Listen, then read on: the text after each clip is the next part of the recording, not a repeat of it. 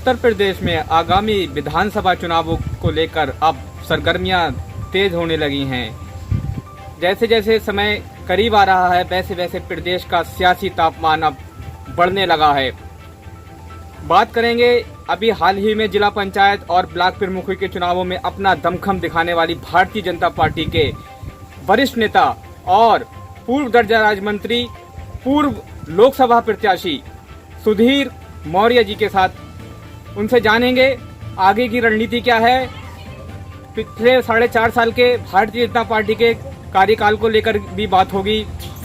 मंत्री जी, समाचार भारत टीवी में आपका स्वागत है। आपसे जानना चाहेंगे, पिछले जो 4.5 साल में आपकी पार्टी की जो सरकार चल रही है, जो वायदे करके सरकार सत्ता में आई थी, क्या आपको लगता है उन वायदों पर सरकार खरा उतरी है? सबसे पहले तो मैं देशवासियों को नमस्कार करना चाहता हूँ और धन्यवाद देता हूँ भारत समाचार का कि इन्होंने आपने जो बात रखी है। भारतीय जनता पार्टी ने जो वादे किए वो आम जनता के साथ किए थे और आप ये देखो जो वादे किए वो पूरे किए। उसमें से चाहे वो धारा 370 हो, राम मंदिर वाला विवाद हो, या फिर आम जनता को सीधे लाभ देने का, वो कोई ऐसी योजना नहीं थी जिसमें कि कोई लूट खसोट कर सके। गरीबों को मुफ्त राशन, कोरोना काल में जिस तरीके से उत्तर प्रदेश में सारे लोग घर बैठे थे, लेकिन उत्तर प्रदेश के मुख्यमंत्री और देश के प्रधानमंत्री निरंतर जनता के बीच में काम कर रहे थे और हम सब लोग भी काम कर रहे थे ताकि जो भारतीय जनता पार्टी का कि हर घर को सम्मान और हर घर को रोजगार और हर घर को जो हमने संपर्क किया वो शायद ही कोई पार्टी कर पाती है। विरोधी पार्टियां जो आज आरोप लगाती हैं, चाहे वह समाजवादी पार्टी हो या बसपा पार्टी हो, ये लोग केवल घरों में रह के राजनीति कर रहे हैं, जनता के सामने तो कभी गए नहीं। और जब हारते हैं तो कभी ईवीएम का बहाना होता है, कभी किसी का बहाना कर लेते हैं।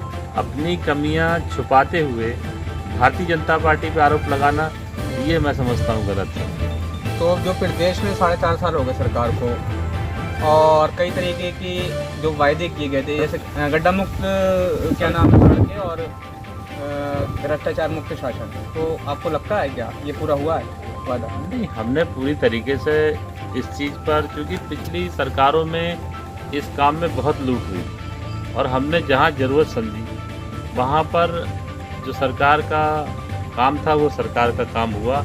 जो काम 1 रुपये का होता था वही विकास का काम हमने 50 रुपये में करके दिखाया है और भ्रष्टाचार पर बहुत अंकुश लगा है। आज खुलेआम कोई भी रिश्वत मांगने की किसी अधिकारी की हिम्मत नहीं है। अब कहीं जिसकी शिकायत आई है तो उत्तर प्रदेश में आप देखो, योगी आदित्यनाथ जी ने, हमारे मुख्यमंत्री जी ने सबसे ज़्यादा कर्मचारियों को, अधिकारियों को, चाहे वो पुलिस सेवा में हो या IPS हो या IAS हो, उनको बर्खास्त करने का काम भी किया है। ये कोई सरकार नहीं कर पाई। बात करेंगे आपकी खास तौर से, आप मंडल की राजनीति, बरेली मंडल की राजनीति के एक प्रोमिनेंट जो है फेस हैं, तो अभी फिलहाल एक चुनाव भी लड़ चुके हैं आप औला से, लोकसभा का बड़ा चुनाव लड़े हैं। अब आगे की क्या रणनीति है आपकी अपनी?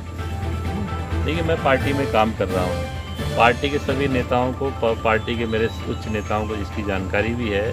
और चूँकि मैं विधानसभा चुनाव में ज़्यादा इंटरेस्ट नहीं रखता था अपने स्वयं के लिए, क्योंकि मैंने लोकसभा का चुनाव बहुत कम वोटों से हार हुई, तो इसलिए मेरी पहली प्राथमिकता लोकसभा का चुनाव रहती थी।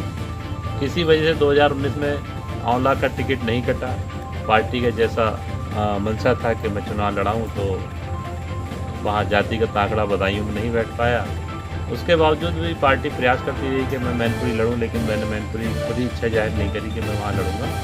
तो अब एक है रामपुर बरेली, जो MLC विधान परिषद का चुनाव होने वाला है और इसी साल होना है, तो मैं समझता हूँ कि उसके लिए मैंने पार्टी को बताया है और मुझे एक कार्यकर्ता के नाते पार्टी निश्चित तौर पर अगर उतारती है तो पार्टी की उम्मीदों पर खरा उतरेंगे। अगर बीजेपी हाईकमान आप पर विश्वास जताता है, MLC का आपको प्रत्याशी बनाता है, तो किस तरीके से भारतीय जनता पार्टी की उम्मीदों पर खरा उतरेंगे आप?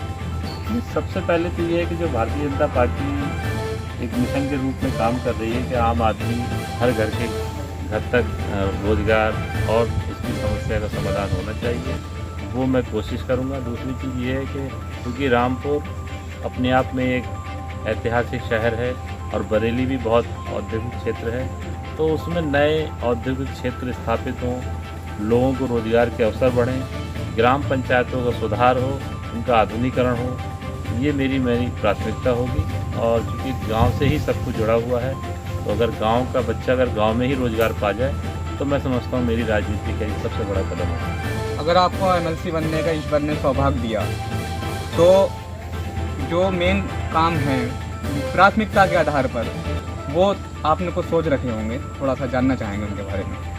नहीं, अभी तो चूँकि पहले ये विषय चुनाव तक हो, अभी तो चुनाव में टाइम है, लेकिन फिर भी ये कि जो मैं इस क्षेत्र में काफ़ी सक्रिय रूप से हूँ और लगभग ब्लॉकों में प्रधानों से संपर्क मैंने किया, बीडीसी मेंबरों से भी, और रामपुर में भी जैसे जो लोग रहते हैं, तो जहाँ कोई समस्या ग्राम स्तर पर आती है, जहाँ विकास को लेकर आती है या कहीं आपसी मतभेद की आती है, तो उसमें मैं पूरा योगदान देता हूँ और लोगों के साथ में अपनी जितनी भी क्षमता के हिसाब से हो सकता है वो काम कराने की कोशिश करता हूँ।